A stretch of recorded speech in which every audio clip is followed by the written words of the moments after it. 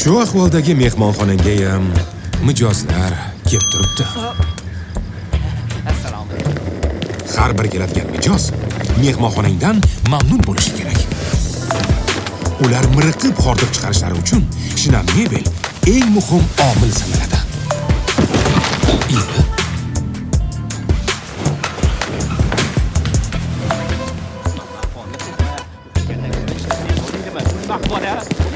Mehmonxonangdagi qulayliklardan mijoz yana qaytib keladigan bo'lib ketishi kerak.